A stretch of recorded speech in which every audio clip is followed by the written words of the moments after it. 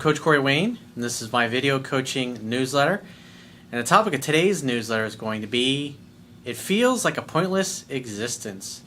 Well, I've got an email here from a guy who's obviously going through a difficult time in his life. He feels like he's got his family members, close friends, and even somebody that he used to date. He's just basically booting people out of his life because he doesn't feel like he's resonating with them, and they never have anything positive to say. He feels like he's basically been a doormat his whole life, and now he's kind of pushing some of these people away that are a negative influence in his life. Now he feels kind of lonely. On one hand, he's standing up for himself, and he's getting rid of the negative people, but on the other hand, it's difficult because those people were close to him. And so now he's thinking, what the hell? It feels like a pointless existence. And there's obviously more going on here, and he admits that he's been struggling on and off his whole life. So I got a quote that I wrote in this topic, and then we're going to go through his email and analyze where he's at, which he needs to focus on in order to get to where he wants to be. And this particular email is like total case in point for like the quote that I share. I talk about what Jim Rohn said. It's so powerful. And he said, "I'll take care of me for you, and you take care of you for me." And that's a lot of what this guy really needs to focus on, which you'll see as we go through it. So this quote that I wrote says, "The most important relationship that you will ever have in life is the relationship that you have with yourself. You decide whether or not your life and life circumstances make you happy. Until you can enjoy being single, having fun by yourself, and not needing anything or anyone outside of yourself to make you happy, you should focus on taking care of you first before getting into a relationship. You should love your family and carefully choose your peers and the people who you spend your time with. It is better to be by yourself than to spend your time with people who belittle, criticize, and discourage your goals and dreams. When you love yourself, are proud of yourself, and believe in your own value, you will attract other like-minded people who love you, who are proud to know you, and who see your value." There's a great quote that Stevie Wonder said many years ago. He said, "You can't live your life according to other people's expectations." And that's part of why this guy is suffering and having a difficult point in his life.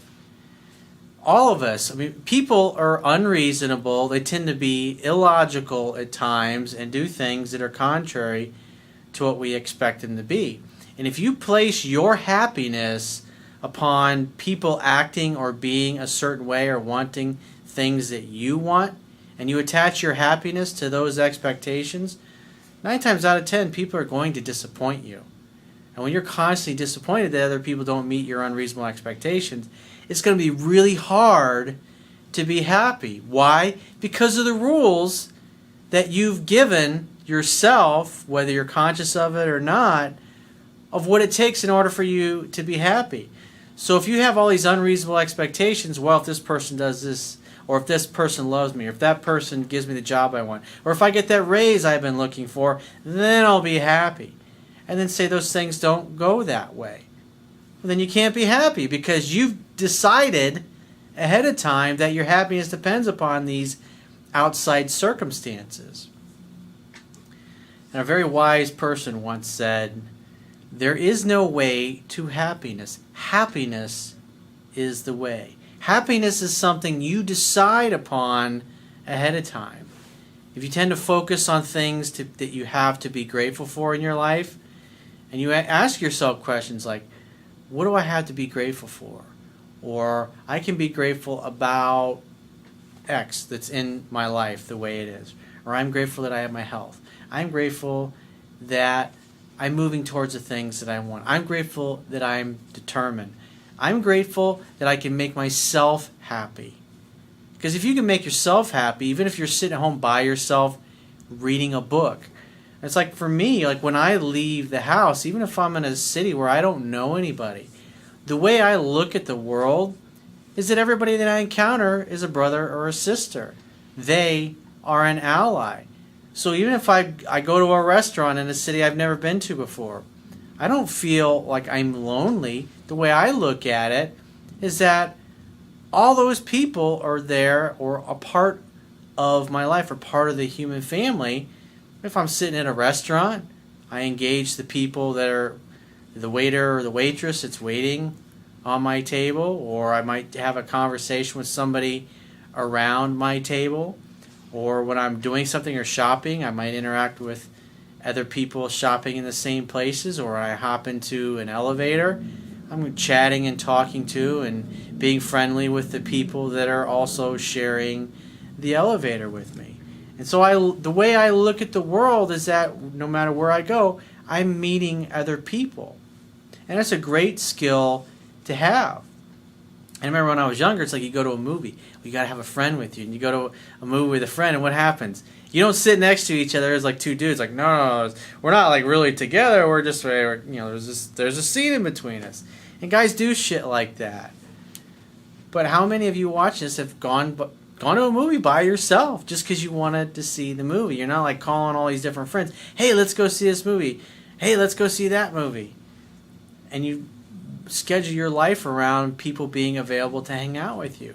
But if you have the attitude of, sometimes I'll go to a movie by myself and I'll be chatting before the movie starts. I'll be talking to the people around me.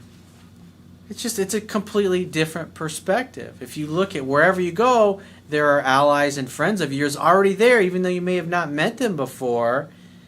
It's a completely different experience. If you feel lonely or sad, all you got to do is leave your house. Go out and interact with other people. That's the way I look at it. It's like once I leave the doors to my place, I'm interacting with people even though I might not know them. I chat with them as if I've known them my whole lives. Some people are really friendly. Some people aren't. It's a choice that I've made ahead of time. And it'd be a good one for this guy that wrote this email to make that same kind of choice. Because if you make your rules around what it has to happen in order for you to be happy, and they're really difficult to achieve, you're never going to be happy, and you're not going to be enjoying your life. And it's all just because of what you're choosing to focus on. It's a mind fuck. So make it easy for you to be happy. Make it easy for you to come up with things that you have to be grateful for, even if it's just being able to breathe or having. There's millions of people that are going to go to bed tonight starving, hungry, not knowing where their next meal is going to come from or if they're going to see another day. And if you got food in your belly and you're able to watch this video through the magic of the internet, you're way ahead of like 97% of the people in the world. That's definitely something to think about. There's a lot of people in the world that would trade places with you. There's a lot of people that if you've got your health, there's a lot of people that don't have their health right now. They would really love to have their health. So no matter how bad you got it, there's always somebody that's got it worse. He says, hello, Corey. I think I have cut nearly everyone out of my life for various reasons, but the underlying common thread would be because I feel that I am unappreciated, disrespected, and walked on. Well, first off, is you got to learn to appreciate yourself first. You shouldn't be looking to other people to appreciate you. Because really, it's not until you can appreciate your own fucking awesomeness that other people will notice it. Because if you don't think you're awesome, and there's no reason to appreciate you, and if you're focused that nobody tends to appreciate you, what that really is a reflection of is the fact that you don't appreciate and value yourself. And if you don't see it in yourself, you're not going to allow other people to see it, and you're going to hang out and vibrate with people who don't see their value as well. And so since they don't see their own value, like attracts like, they're not going to see the value that you have to offer. And that's why if you want to become more successful in life, you should hang out with people that are more successful than you are and learn how they look at the world, how they approach problems, how they approach challenges in life, how they go about getting the things that they want. Sometimes I wonder if there is a sign hanging from my neck that says, take your shit here and wipe your ass here. I know you say we teach people how to treat us. Well, no one will ever do or say anything to you that you don't invite them to do. I mean, at the end of the day, you have to lovingly communicate to other people how you want to be treated, and then you've got to give them the opportunity to treat you that way or not. And if you don't like how they're treating you, and you can communicate a couple of times in a loving way what needs to change, if they don't stop or they don't treat you the way you want to be treated, you have to give them the gift of missing you. Because otherwise, if you continue to tolerate disrespect or violation of yourself, of your dignity, then you're enabling their behavior. You're inviting them to do it, continue to do it. I feel like most of my life I've been treated like a doormat, and I'm not sure how to turn that off now, especially since people are so accustomed to treating me this way. So you've put up with this for a large majority of your life. And so there's a lot of people in your life who don't treat you very well. When I was younger, I had a lot of people in my life who I thought were my friends, who I thought cared about me. But the majority of them are really just in my life because of who I was or what they could get from me, whether it was business or clients or money or influence or significance, whatever it happened to be. When you go through a difficult time, you realize who's really on your team and who's not. And as I've gotten older, like when I was in my 20s, I hung out with the most popular kids from high school. Not because I was the most popular kid, but I knew how to make friends with people. I knew how to get people to like me, the things that I teach in my book and in my videos. And so when the weekend rolled around, I'd go out with my buddies, and there was a handful of places that we used to go, and I knew a lot of people because they were popular in high school, and I hung out with the popular kids. I got to know all these other people, and just because of who I hung out with, it's social proof. Oh. And so what happens, I go out, and there'd be 2 or 3 of us, we'd go out together, and we always knew people wherever we went. Literally, there'd be times I'd go out on a Friday or a Saturday night, and there'd be 100 to 150 people that I would see that I knew from high school. And what was cool was because I knew a lot of guys and I knew a lot of girls from high school. Pretty girls that you go to school with or that you grow up with, when you see them out when you're in your 20s, they tend to have hot sorority sisters that they hang out with or co-workers after college. And so there was always new people, so I didn't ever have to go to meet anybody. I didn't have to make the effort to meet women. Even though I wasn't having a lot of success with women in my early 20s, there were a lot of them around, and so there were a lot of people to practice upon. And since I knew so many people, every weekend it was a new experience. There were always 6, 8, 10, a dozen different people that I didn't know that I would meet. And sometimes I might see those same people out a week or 2 after that, and they'd be with different people. So it's constantly a sea of people just because I was very social and I got to know a lot of people. I just became good at asking questions and listening. And everybody loves to have people who love to listen to them. And because I was such a good listener, and the people that I tended to hang out with were very outgoing and they had lots of stories to tell, and I liked telling those stories, and I knew how to make them feel like I cared about them, I built some friendships that I've had for 2.5 decades. Some of my friends I've known for 30 years. And it's wonderful that you can look back on life and have those kinds of friendships. But it's not, I don't have 150 great friends. The really, truly great friends I have, and I can count them all on one hand. But it's like you don't really realize until you go through life over a certain period of time who's really on your team and who's not on your team. But when you have a lot of people in your social circle and there's people constantly coming into and out of your life, even if you don't know people, you just get out there and you participate and you're good at asking questions and being sincerely interested in other people, things like Write Out of How to Win Friends and Influence People, you're never going to be alone. You're never going to be a stranger, and you're never going to be lonely because you can make friends wherever you go. It's a wonderful skill to have. And especially if you're at a phase in your life where you're doing some house cleaning like this guy is, where he said, I'm fucking tired of this shit. I'm just not going to hang out with these people anymore. Even though some of them happen to be family members here. Sometimes you have to do that. My solution recently, out of pure anger and fire, is to just start pulling the plug on relationships, and it's turned out to be pretty much everyone. A lover, several friends, And the one that hurts the most, my brother and his family. I believe my dad is next. It's like, I can understand. I love my dad. We have a great relationship now, but he's lazy. And when he's in a long-term relationship, he just tends to neglect things with his family. You know, sometimes I'll call him and I'll leave a message, and he'll just forget that I even left him a message. But if he's single, he drops what he's doing to talk to me. That's just the way he is. You know, my dad's 66, 67 years old at this point, and it's like, he's not going to change who he is. That's the way he is. All I can do is be grateful he's here and be grateful that we have a good relationship now, even though we didn't have a good relationship growing up. But there were a lot of years in my 20s where I didn't spend much time around him because I needed to be around people who were like-minded and supportive, and I needed to have some success in my life and achieve some things because, quite frankly, he was getting in the way of that because he didn't have anything positive or uplifting to say.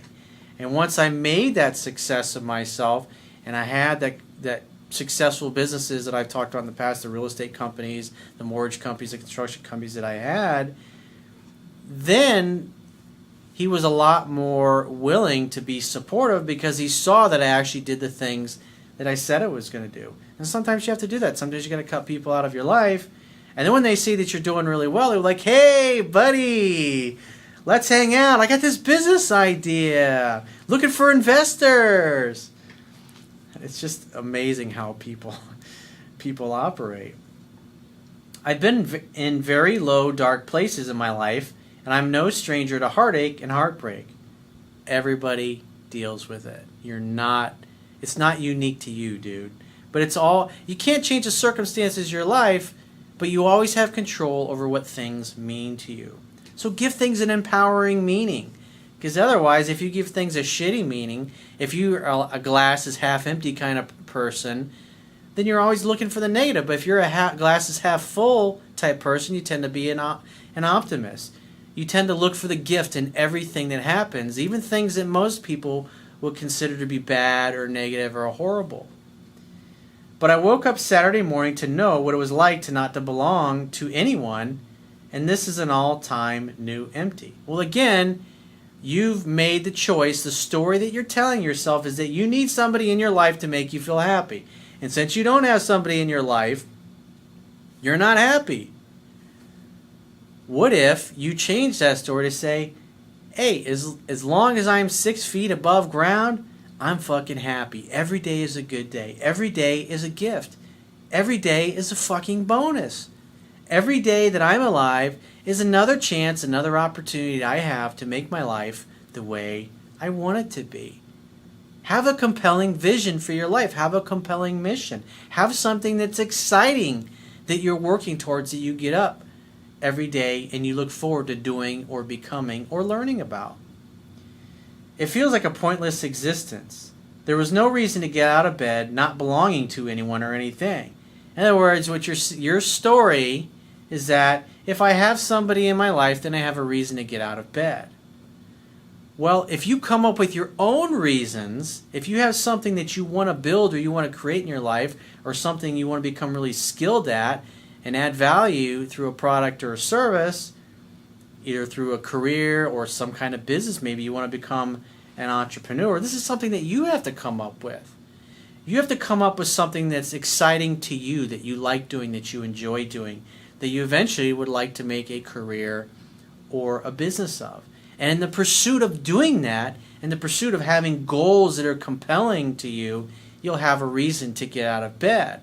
And the very fact that you have an exciting, compelling reason to get out of bed in the morning, you will move with a purpose. And other people will see that you are moving with a purpose. And when you move with a purpose, people like that. What is a leader, after all? The word lead means to go first.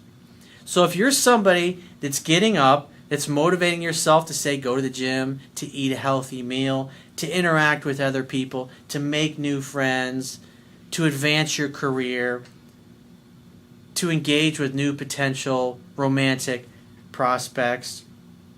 If you're choosing to do something just because it makes you happy, that makes you more attractive. In other words, you're self-motivated. And people like that. It's like I talked about earlier in the video, hanging out with the most popular people that I went to high school with. I wasn't as popular or as funny or as great a storyteller or even close to being as good with women as they were, but I was good at getting people to like me, and therefore they wanted to have me around. And because I was around and I knew how to make friends, it was easy to make other friends. And even though I wasn't very good with women at that point in my life, I had a constant stream of women to practice on. Every weekend I met dozens of new women I would have never met if I was just sitting at home. But because I was a social person, that's why I learned very quickly. I was the repetition's mother of skill. It's just like if you are not good with people, go work in customer service, go wait tables, go tend bar, get a customer service job. Something where you're forced to interact with other people so you can develop those people skills. When you have a lot of cannon fodder to practice on a lot of people, I mean, you can practice things in your personal life, your sales skills, your career, business, getting investors, people with money that potentially can invest in your business down the road. Creating rapport with other people is something I wasn't great at that. I didn't start out awesome at that. I've been practicing that since I was in middle school. When I was in middle school, my parents had their own business, and I used to work there on the weekends to make some extra money. And it was customer service, giving change and things of that nature in the business that they had. So I had to become good at it. I remember my dad telling me stories about how I was terrible at counting change. People would pay for something, I would take their $20 bill, and I would really struggle to make change with a $20 bill. And my dad taught me a simple way to do it, and I became good at that. I became more confident. And after I saw how to do it, because my dad had been in the retail business, so he was very used to doing customer service with people, I learned those skills. And then when I decided when I was in high school, when I was 17, 18 years old, I went out and I was able, because I developed and built my confidence working in my parents' business, I knew I had good people skills, and I used those people skills that I had developed to get jobs, just literally to walk in off the street and talk people into why they should hire me. It's pretty easy when you can do things like that, and when you can walk into a place of business and talk the owners or the managers into hiring you. It's a wonderful skill to have. But again, it's something you must practice. Nobody's born good at this stuff. You have to practice it. You have to rehearse at it. I'm so tired of people shitting on me, and my solution lately is to walk away, literally, cut off communication, dates, everything instantly, no explanation, just walk out the door. Now that no one has left, I'm not sure if it's best to just shut my mouth and keep going along with it, or walk away like I've done. The good news is now you've got time in your hands. You don't have all these negative people in your life. Now you can say, what is it I really want? What would I do if I knew I could not fail? Ask yourself that kind of a question and write down what comes to mind. If you knew you couldn't fail, what would you do? What would you start working at today that maybe 10, 15, 20 years from now would be really exciting to where you can get to and where you'd want to be? And ask those kinds of questions. Read books. Get out there and start talking to people that maybe have the kind of business that you'd like to have someday. Or they have the type of career opportunities that you would like to have for yourself. And go sit down and talk to them. Google Corey Wayne, how to get any job you want if you're in the market to find a better job, or maybe you don't have a job. He says this is all unfolded and fallen apart within a matter of weeks. Well, what I've learned in life is things fall apart so better things can fall together. The old version of you has to die and dissolve before the new one can be built. And what you've done, you create all this wonderful space in your life. Now you get to choose the kind of people, the kind of circumstances, and the activities that you really want, so you can create the life and lifestyle that you want. Now you don't have the interference of all these negative people bringing you down. This is a great thing, but you have to decide that this is a great thing. You've done these. You've made all these changes and you've booted these people out of your life. Now you got space in your life. You have a clean slate, if you will. You can do anything you want now. You can build anything you want. It may take you 2 or 3 or 4 or 5 years to build a really great kick-ass peer group to support you and nurture you. But that's okay. All you need is one person. Your goal should be to have one person who's like-minded, who's supportive, who's also endeavoring to be awesome themselves. This is an all-new low, I believe. I've had to pick up the pieces many times in my life, but this time feels different. What's the point? You got to have something compelling that you're working towards, an emotionally compelling goal that's good for you. Half the phone sessions that I do with people are people trying to either figure out their purposes, or they're not happy in their career, or they're not happy in their business, and they're like, is this all there is? I want more than this for my life. Or they're not satisfied, but there's lots of things that they're interested in, but they're not really sure which direction they should go. I'm not sure why standing up for myself feels so empty. It's because you don't have a compelling vision for your life. It even says in the Bible, without a vision, the people perish. I'm absolutely heartsick over this last one, my brother's family. I'm not sure where to go from here or where to turn. Are you able to offer any words of hope to help work through this? Again, what would you do if you knew you could not fail? That's what you need to ask yourself. And you need to start taking action and doing research and moving towards what you want. It's not about other people right now. You need to focus on you. Just like the quote I share with Jim Rohn. I'll take care of me for you, and you take care of you for me. You need to take care of you right now. Forget about relationships and dating. Yeah, you can practice your skills in flirting and interacting with women when you encounter them. But your goal needs to be to focus on making your life awesome. A life that you're proud of. A purpose and a mission that you get up every day. Even if you have to work, you're still working for somebody else in a job you're not really that crazy about. If you got something that you're working towards on the side, or overall in your life you're working towards, maybe you're looking for other jobs, you can have something compelling, exciting to work towards. You have to have a reason to get out of bed. And you just haven't given yourself a reason. You incorrectly have been telling yourself that you need somebody else. You need someone or something outside of you to make you happy. All you need is a great vision. If you have a great vision for your life, something you want to create, and then you move towards it, and you move with a purpose in your life, other people are going to notice that, especially women. Women love guys with ambition, guys who march to the beat of their own drum. Remember what Steve McQueen said. I live for myself, and I answer to nobody. I focus on making me happy first. That's the most important mission that you have right now.